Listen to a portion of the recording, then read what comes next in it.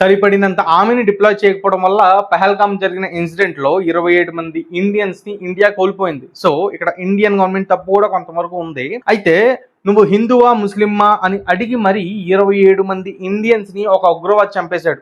And Indian ఆడుపొడుచుల సింధూరాన్ని వాడు తుడిచేస్తూ మోడీకో బోలో అని చెప్పి క్లారిటీగా అన్నాడు. కట్ చేస్తే మోడీ సున్లియా ఆపరేషన్ సింధూర్ పాకిస్తాన్కి దీపావళి చాలా ముందుగా వచ్చింది. మాక్ డ్రిల్ అని చెప్పి మాస్ డ్రిల్ చేశారు.